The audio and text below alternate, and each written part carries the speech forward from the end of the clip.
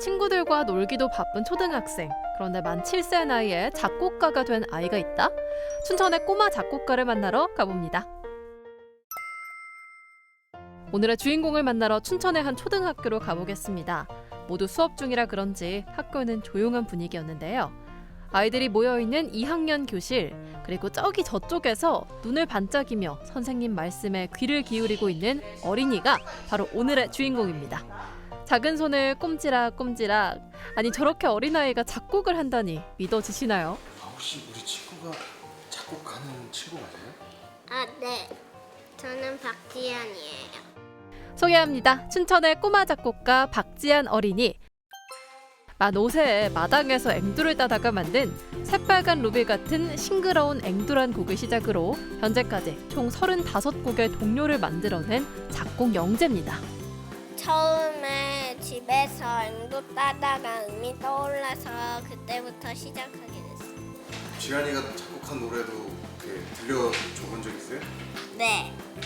숲속에 세상에는 재미난 이야기 많아. 신나는 바다 여행 떠나서.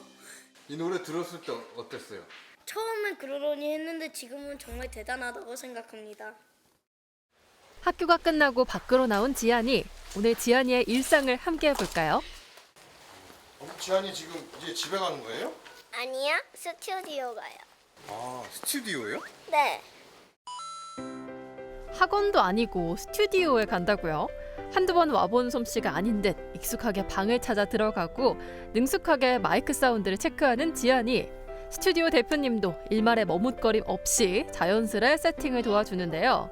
알고 보니 이곳은 지안이가 만든 곡들의 멜로디 가이드를 딸 때마다, 그리고 본 녹음을 할 때마다 이용하는 곳이라고 합니다. 여기 힘차게 하는 거야. 아저씨가 이렇게 있으니까 좀 떨려요? 아이의 음악적 재능을 알게 된 부모님은 음원 녹음은 물론 저작권 등록까지 할 수 있도록 전폭 지지해 주셨다는데요. 집에 작은 이제 장난감 피아노가 있었어요. 예, 그걸 가지고 와서는 그 들었던 걸 기억해서 그걸 똑같이 치더라고요. 지안이가 앵두를 따면서 무슨 멜로디를 흥얼흥얼 거리더라고요.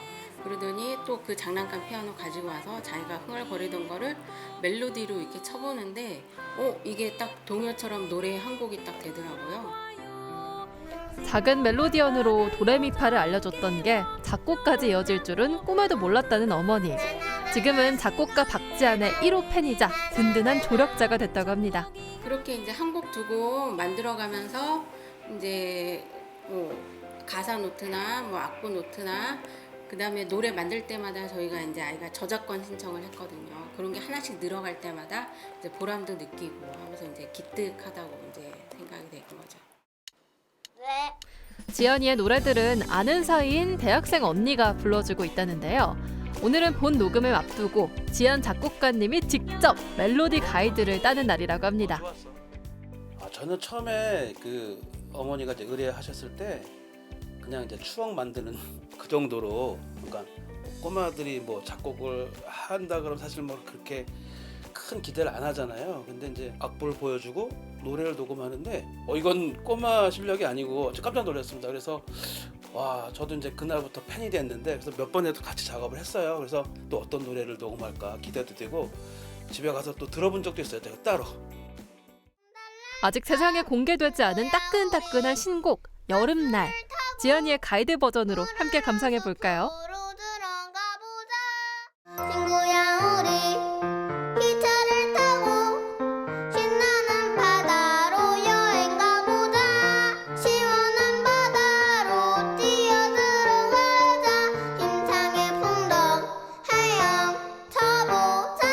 여름날 우리 메아리. 음악을 오랫동안 전공한 스튜디오 대표님의 눈에도 어린 작곡가님의 능력은 엄지를 내밀게 만드는데요. 하지만 지연이의 가능성은 지금보다도 더 무한하게 남아 있습니다. 그러니까 이게 미리 다 구상을 해야 돼. 구상을. 그지? 네. 녹음할 때는 이게 평생 남는 걸 수도 있거든. 그래서 그런 걸 다 미리 구상을 하고 전달시키고 연습하고 오면 훨씬 잘할 수 있지. 아직 어리니까 뭐. 그지? 내년에는 엄청 잘할 거야. 가이드 녹음이 끝나고 드디어 집으로 향한 지연이. 그런데 집으로 돌아오자마자 쉬지도 않고 자리 잡은 곳은 피아노 앞입니다. 지안이에게 음악은 일기와 같은데요. 모기에 물렸거나 소풍 다녀온 곳에서도 영감을 받습니다. 일상 속 모든 것들을 일기장에 쓰듯 음악으로 표현해내는 거죠. 있잖아, 왜 나를 무는 거야? 여름은 더운데 너도 배고프겠지만 나는 물지 마. 이 노래는 네. 어떻게 하다가 만들어지게 됐어요? 여름도 더워서 안 좋은데 모기 때문에 더 짜증나서 만들었어요. 짜증나서 만들었어요? 네. 고사리 같은 손으로 악보 위에 세상의 이야기를 담는 꼬마 작곡가. 자라나면 어떤 사람이 될지 궁금해지는데요. 지안이는 춘천의 대표 인물 손흥민처럼 춘천의 대표 작곡가가 되는 게 꿈이라고 합니다. 어떨 때 가장 요즘에 즐거워요? 노래가 완성됐을 때? 막 주변에서 나는 소리, 느낌, 다양한 것들을 영감을 받아요. 좀 잘 안 될 때가 있잖아요. 네. 그럴 때는 좀 어떻게 해요? 잘 안 될 때는 여러 가지 키워드 같은 거를 써보고 이것저것 찾아보기도 하고 쳐보기도 해요. 세상이 노을빛에 붉게 물들어갈 시간, 저희 제작진이 지안이를 한 카페로 불러냈습니다. 지안아, 여기 왜 온 줄 알아요? 아니요? 오늘 지안이를 위해서 특별한 손님을 모시기로 했어요. 그래요? 제작진이 불러낸 사람은 바로 안녕하세요. 반갑습니다. 독도는 우리 땅을 만든 국민 작곡가 박문영 씨입니다. 지난해 강원 매거진 세븐에서도 인사를 드렸었는데요. 독도송뿐만 아니라 아름다운 우리나라, 한국을 빛낸 100명의 위인들 등 전 국민이 다 아는 동요들을 만들어낸 히트송 메이커죠.